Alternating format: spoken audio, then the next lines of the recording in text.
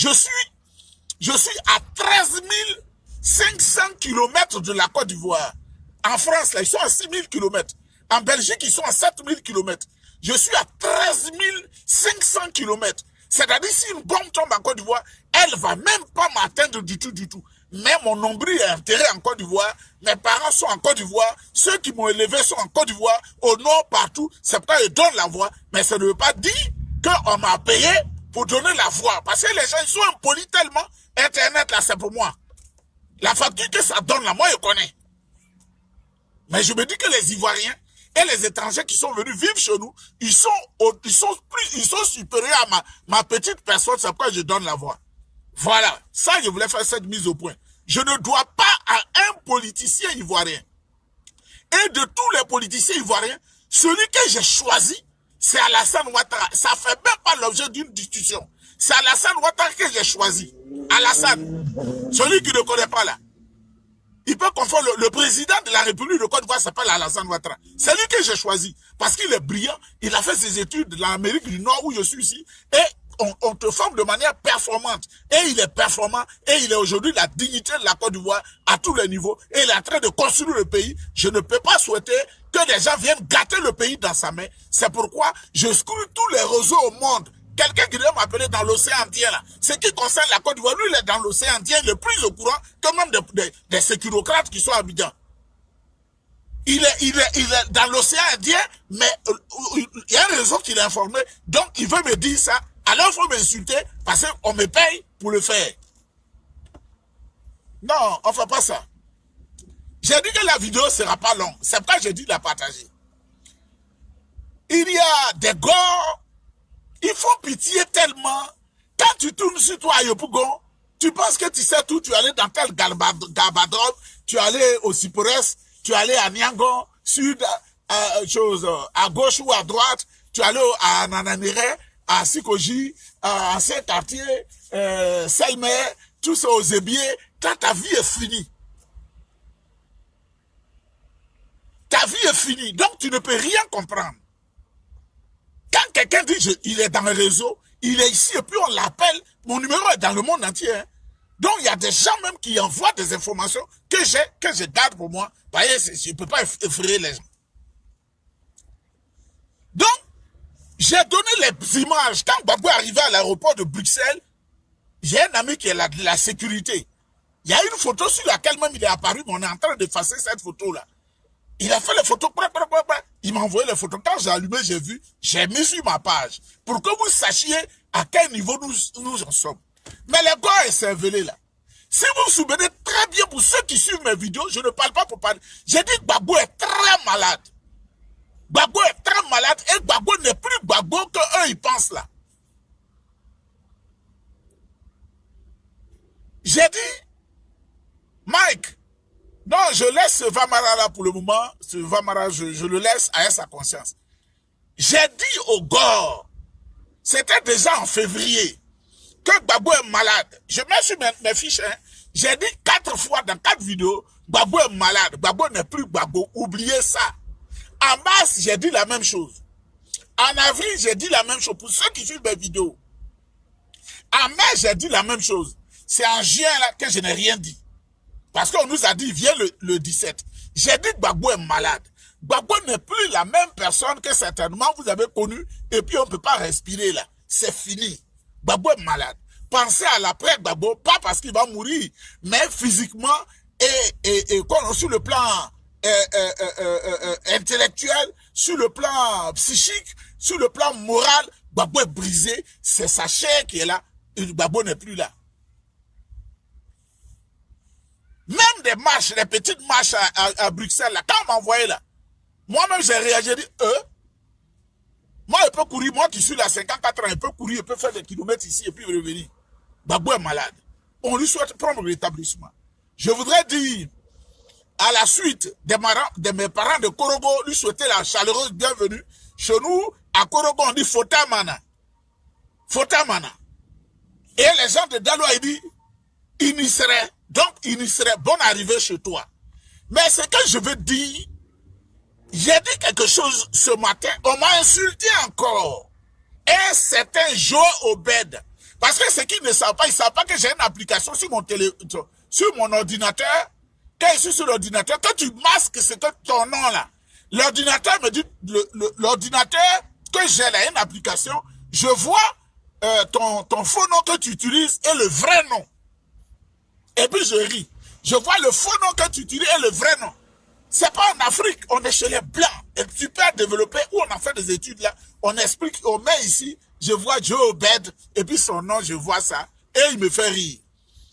Je lui ai dit que hier, le président Gbagbo a appelé à Abidjan pour demander à Léon Monnet, le ministre Léon Monnet, de dire à Simon de ne pas venir l'accueillir. Il a écrit ici, et il m'a insulté. Ouais, Fotamana, ça c'est chez nous à Korogo, ça. Et il m'a insulté.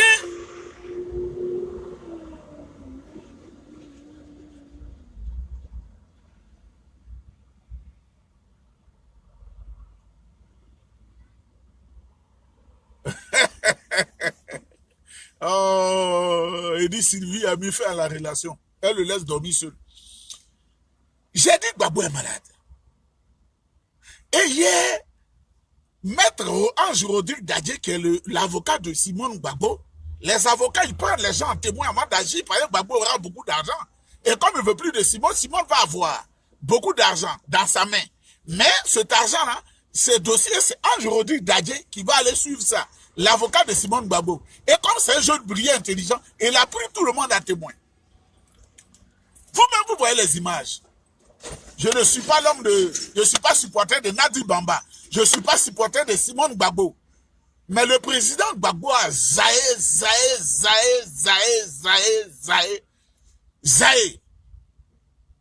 C'est bien. Nadi s'est occupé de lui. Et il doit aimer passionnément Nadi. Parce qu'elle a souffert.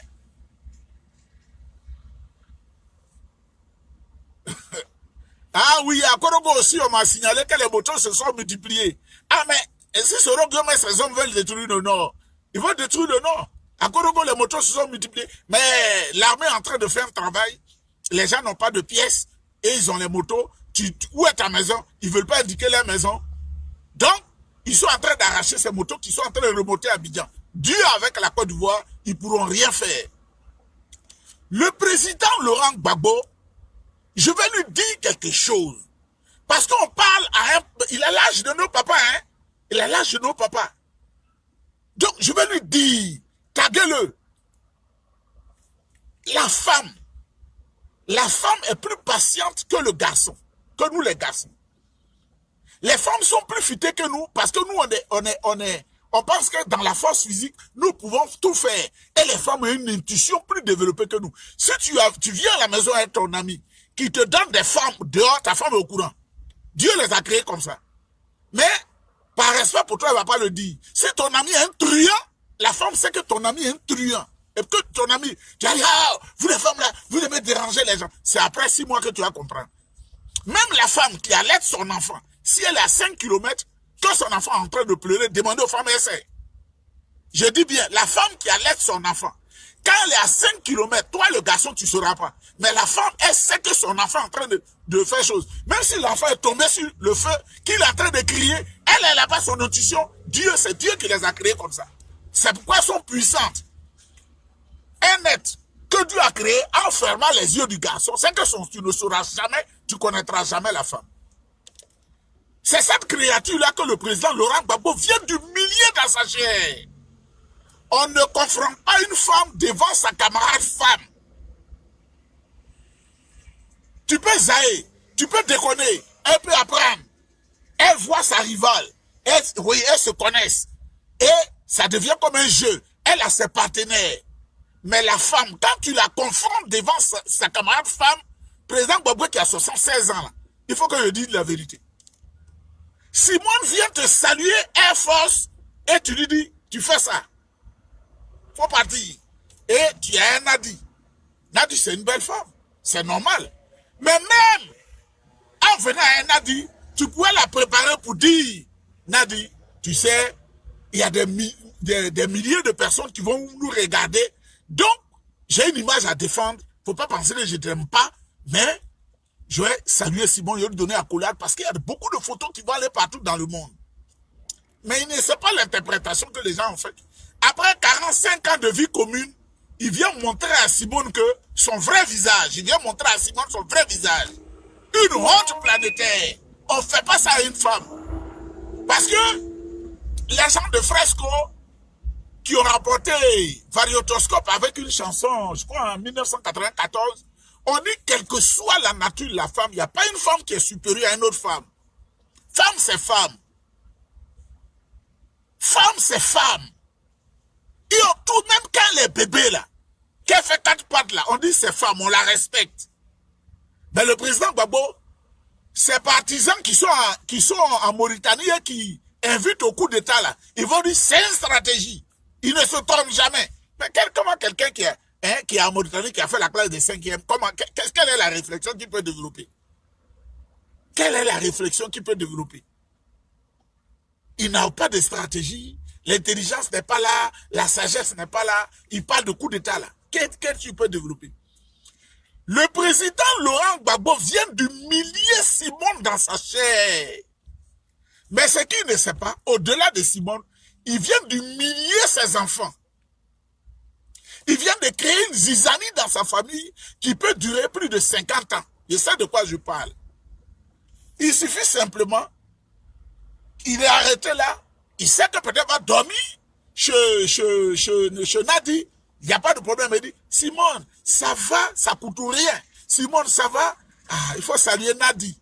Il ne va pas dire Nadi, ma femme, ou bien Simone, ma femme. Hein. Simone, ça va, tu es là, c'est une bonne chose, c'est bien que tu es venu. Nadi, il faut saluer, serrez-vous les mains. Les deux vont se serrer les mains. Celle-là va dire m'a respecté, celle-là va dire m'a respecté. La plus petite va dire m'a respecté, la plus grande va dire m'a respecté. Mais ce qu'il a fait là, vous qui êtes des gars qui ne réfléchissez pas là, quand si c'est ta soeur qui est à la place de Simone Gbagbo, si c'est ta maman qui est à la place de Simone Gbagbo, si c'est ta tante qui est à la place de Simone Gbagbo, quelle réaction tu allais avoir à cette humiliation de la pauvre femme? Mais ce que le président Gbagbo ne sait pas, peut-être qu'il n'a plus d'ambition, il est vieux. Mais les Akans là n'ont pas la même réaction que ceux qui viennent de l'Ouest. Ils sont froids.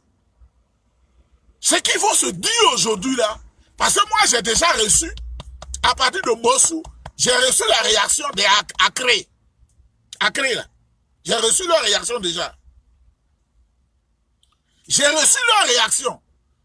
Et le doyen Acré qui me parlait, il a dit, au début de cet amour, on avait parlé à Simone. Au début, on avait parlé à Simone. Vous voyez, ça commence à sortir. Hein? C'est comme, je vais divaguer un peu, le vieux Mandé Sidibé était marié à une tante chez nous. C'est un Djoula. Je vais vous faire rire un peu. Et quand il a marié la tante, ils ont eu 8 enfants. Je ne sais pas pourquoi il a dit le nom du vieux, il est mort maintenant. Ils ont eu 8 gosses. Et il est chez nous, tout le monde le connaît, il est vraiment un homme qui est prospère. Le fait qu'il ait converti la tante là, nous on n'était même pas encore nés, c'est-à-dire on était encore à 16 000 km du sol. Hein. Quand il a épousé en 1958, donc c'est pas affaire d'aujourd'hui, ses enfants même sont autre chose. Et quand il a épousé la femme, c'était difficile, on dit à cette époque-là, sa conversion à l'islam. Les gens ne voulaient pas, ils ont dit, bon, comme vous avez déjà un enfant, elle peut être toujours protestante, méthodiste, et toi, tu peux être musulman. Vous savez, les femmes, elles acceptent toujours. Et elle dit, comme j'ai eu des enfants à lui, je dois me convertir. Déjà, c'était pas du goût des gens. Le gars a donné la dot. Ils ont pris la dot. Ils ont toujours vécu en convivialité avec le monsieur. Tout semblait beau. Mandela. Monsieur Mandé, leur beau, les enfants sont devenus grands, les enfants travaillent à Abidjan, ils sont des cadres. Le premier est né en 1959, donc imaginez, ils étaient des cadres déjà. Le jour, la femme est morte, les gens du village voisin, eux, ils veulent enterrer la femme selon eux, leur rite, comme chez nous là. Elle est musulmane, elle est convertie, elle va à la mosquée depuis plus de 50 ans. Quand le corps est entré dans leur village, eux, ils sont assis, les parents de ce coin, ils sont assis loin là-bas, et ceux qui sont musulmans aussi sont ici. Et on leur a dit le corps est venu. Et ils ont accompagné la maman avec la confession. Là, au maman là. Et ils ont mis la maman dans le tombeau. Ils ont prié. Avant que les villageois, les 20 parents de la femme ne sachent qu'ils ont... Il y a un vieux qui a crié, qui est le beau, qui est le grand frère de la maman. Hein. Oh! Il va s'illustrer de la plus mauvaise manière. Je n'ai pas dit le nom de la maman. On t'avait dit de ne pas épouser Mando. On t'avait dit de ne pas épouser Mando. On t'a jeté comme ça. Parce que chez Chien, là, lui, il pense que on doit faire les funérailles comme celui, sa coutume, boire bandit, boire bière, boire vin. On dit le corps est couché là, et puis on voit le corps jusqu'au matin, et à fanfare, il y a tout ça. Mais chaque religion a ses rites et choses. On t'avait dit, oh, nous-mêmes qui sommes jeunes, qui sommes allés pour l'enterrement, c'est là, on t'avait dit de ne pas épouser, oh, tu dis tu ne veux pas, oh, on t'a parlé, tu n'as pas compris, oh, tu n'as pas compris. Vous voyez, je reviens. Donc, les parents de Simone là ont eu une réaction, ils ne sont pas contents. Et quand on dit Mossou là, c'est Vitré, c'est Ebra, c'est les Apolloniens, c'est les sœurs, c'est Yahou, c'est Benoît, c'est jusqu'à Samo, jusqu'à partout là-bas. C'est elle qui faisait la force de Gbagbo. Quand tu prends une petite fille, il faut respecter l'ancienne. Dites au président Gbagbo, il faut le taguer. Quand tu prends une nouvelle femme, il faut respecter l'ancienne. Mais chasser Simone devant les gens, et les gens font les images. Les gens font les images. Les gens font les images. Ses enfants ne vont pas lui pardonner. Parce que ce qu'il vient de créer là, vous savez, il y a des familles où les gens ne s'attendent pas. C'est le papa qui a fait ça.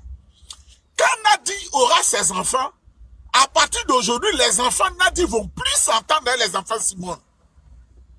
Mais plus grave, les enfants de Simone sont des femmes. Donc, quand c'est un garçon, il va venir, le garçon vient toujours au secours de son papa, qui est le garçon. Parce que le garçon, naturellement, on est des bandits. Donc lui aussi, quand il va aller tourner, et puis il dit, oh, papa avait fait ça, ça fait quoi même? Mais la femme qui a mis la voiture, qui a conduit sa maman à l'aéroport avec les autres, elles ont fait une photo aujourd'hui, pour dire, papa vient aujourd'hui, on a fait une photo, souvenir. Donc, c'est l'humiliation là qu'il est allé infliger la femme. Nadi aussi, je vais parler à la petite Nadi là. Quand même on fait l'ikbiya là, on ne sert pas ça trop comme ça. Mais elle va faire, on va avoir peur des femmes maouka, hein. Quoi? L'ikbiya là même, tu sers jusqu'à le monsieur qu'on ne connaît plus sa femme et ses enfants. Hein? Ça dit que, où je suis là, si je me suis trompé que je suis allé prendre une Jomandé ou une Bamba, ah! C'est comme j'ai ouvert mes yeux pour mettre du piment dedans, hein? C'est ce qui a été démontré aujourd'hui, hein? Hein? L'Ovier, Gbagbo, l'Ovier. Tu as trop mangé l'ikbiya, hein? Tu n'es plus là, hein? L'Ovier. Ça fait peur, hein? Il dit à Simone, il faut retourner là-bas. Comme une malpropre, comme une malfaisante, comme quelqu'un qui n'a pas de valeur. Ça, c'est stratégie, ça aussi. J'ai fait une comparaison. Le président Alassane Ouattara avait une femme américaine, jamaïcaine. C'est avec elle qu'il a eu ses premiers enfants. Elle a refait sa vie, il n'est plus avec elle. On peut vivre avec une femme et puis un jour tu n'es plus avec elle. Il faut quitter en de bons termes. Quand son fils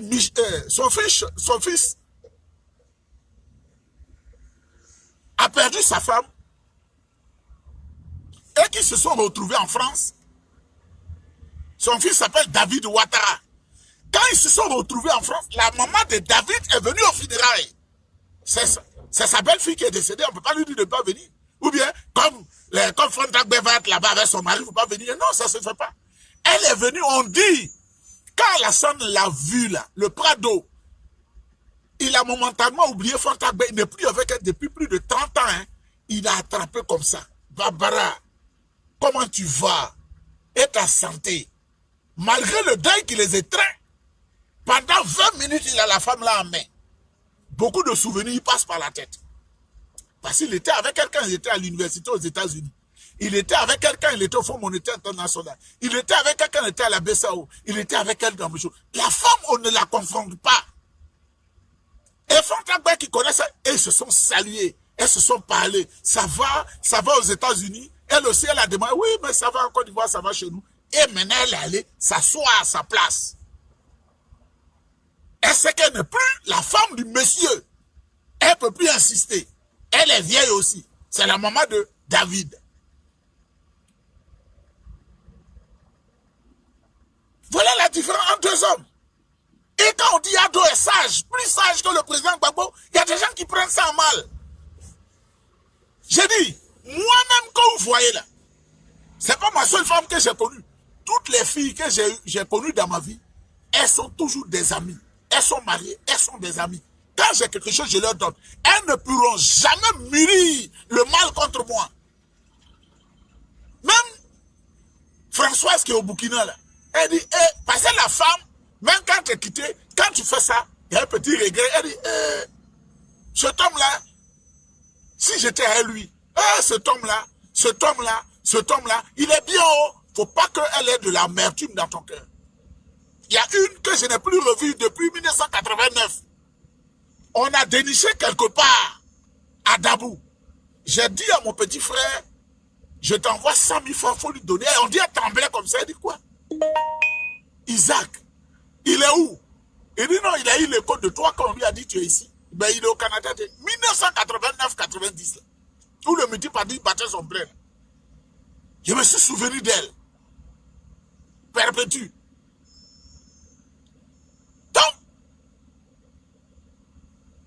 Donc, quel que soit le problème entre Simone et Gbagbo, vous réglez ça en interne et un jour vous dites vous divorcez.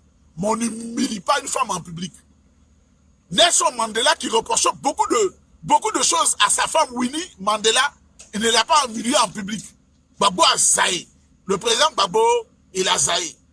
Bon, comme l'Alzheimer l'a pris, on peut dire que peut-être ça fatigue un peu son cerveau.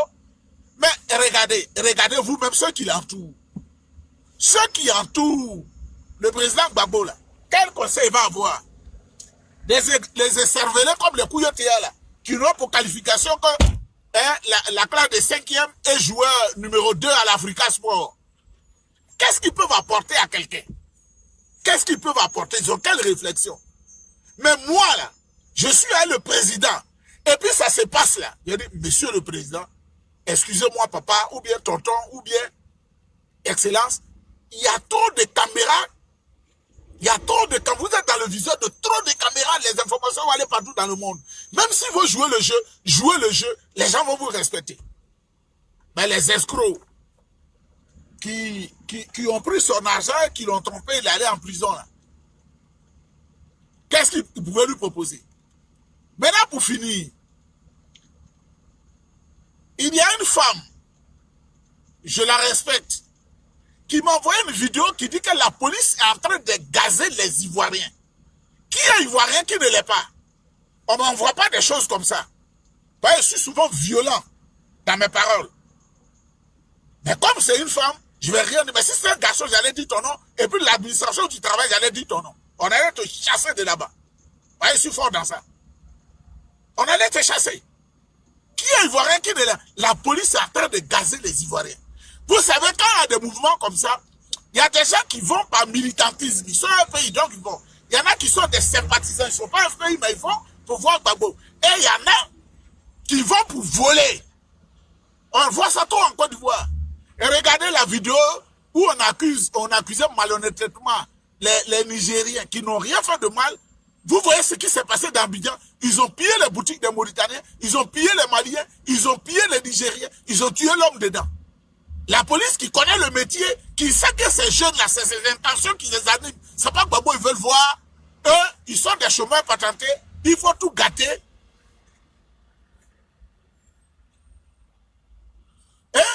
Donc, ces jeunes-là, la police doit faire son travail pour ne pas qu'ils se rassemblent, pour piller la boutique des autres. Parce que ces jeunes-là, beaucoup sont à l'image de leurs parents voleurs. Voleurs. Voleurs, éduqués dans des familles de voleurs. Ils sont éduqués dans des familles de voleurs.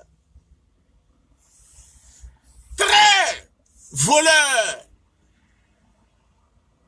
Regardez, Serge Hébert Akissi, toi tu es un gros aigri. Je vais répondre. Bah, je réponds, je suis au répondeur automatique. Dans cette grosse voiture que je suis assis là, je ne peux pas être aigri. Dieu a fait que j'ai été béni, j'ai bien étudié, je travaille bien, j'ai tout. Donc, de toi à moi qui est gris, l'homme qui mange à sa faim, qui a tout ce qu'il lui faut, même de suite là, il peut lever la veste là, c'est qu'il y a sorti dedans là. Quand tu vas voir, mais il ne faut pas que ceux qui ne cessent de demander l'argent puissent me fatiguer. Haineux et gris. Qui est haineux? Qui est gris? Quelqu'un qui a étudié à l'université d'Abidjan, qui a étudié à l'école française des attachés de presse, qui a étudié au centre du business management à Berlin, en Allemagne. Hein? Celui qui a étudié ici, là, finance, à l'université de Montréal. Et cette année, il y a un truc que je vais faire encore dans une université. Aigri, c'est que moi, je suis plongé dans l'eau de la bénédiction. Voilà. Dans l'eau de la bénédiction. Le jour ma mère m'a donné la vie, la bénédiction était déjà là. Voilà. C'est dans ma voiture que je suis. Je ne suis pas dans la voiture de quelqu'un. Je suis dans ma voiture. Si tu n'as pas vu ça, il est gris. Moi aigri. Je vais filmer le repas que je vais manger dans quelques minutes. Je vais filmer et puis vous allez voir. Je l'ai fait une fois, m'a déconseillé. Mais je vais filmer. Vous allez dire, avec de bons breuvages, j'ai bien mangé, bien à l'aise, très à l'aise, très à l'aise. Et comme vous ne pouvez rien faire, je vais dire de m'envoyer les images des constructions que je fais au pays. Et vous allez voir, il est gris. Ça fait pitié, hein. Donc, c'est les extrémistes là. Quand on dit la vérité les blesse. Simone qui a aidé le monsieur pendant des années, comme vous êtes, comme on appelle, cinglé dans la tête, on dit ce qu'il a fait n'est pas bon. Vous pensez que Babo, qui a étudié l'histoire là, moi il est plus que moi? Quelle histoire? Il va construire quoi à l'histoire là? Il va construire quoi à l'histoire là? Je vois pourquoi l'Afrique est en retard. Une maladie congénitale, le retard, la malformation intellectuelle des gens. J'ai fait philosophie, j'ai fait histoire. C'est pourquoi l'Afrique est en retard là. C'est pourquoi l'Afrique est en retard. C'est pourquoi l'Afrique est en retard. Ces universités où on triche les agrégations, c'est pourquoi l'Afrique est en retard. Hein? C'est pourquoi l'Afrique est en retard. Mais, quand les billets sécuritaires sont toujours sur toi, les billets sécuritaires sont toujours là, partout, tu mets la main ici, il y en a, tu mets la main ici, il y en a, tu mets la main ici. Qui est gris? C'est celui qui ne mange pas et qui est inquiet. Comment je vais payer mes factures? Comment je vais faire ça? C'est lui qui est gris parce que son cœur n'est pas en paix. Voilà. Donc, le président Gbagbo a mal fait. Ce qu'il a fait à Simone, ce n'est pas une bonne chose. Si on fait ça, toi, Nyaïla, si on fait ça à ta mère, si on fait ça à ta mère, tu vas être content? Hein?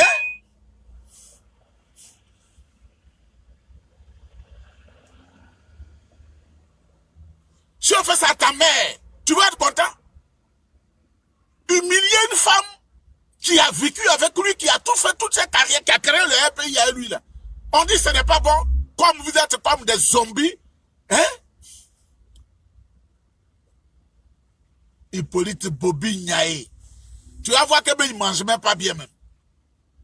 Quand moi me voit là, quand moi-même me voit là, on n'a pas besoin de jeter pour lui. Quand on me voit là, mon physique là, il y a reçu comme ça, comme quelqu'un qui n'est pas, qui est façon. Hein? Donc, il n'a pas été sage.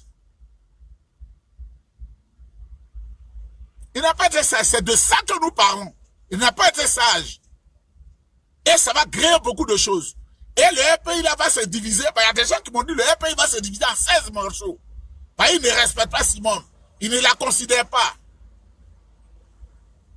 Parce que son comportement peut gangréner le comportement des plus jeunes.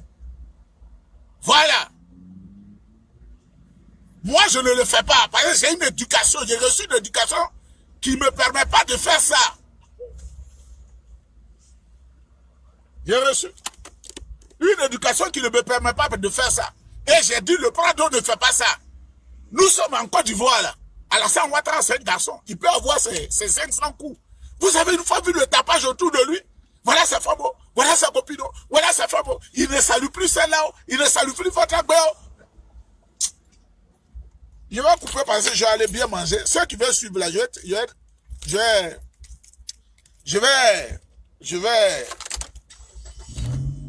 vais vous montrer les images.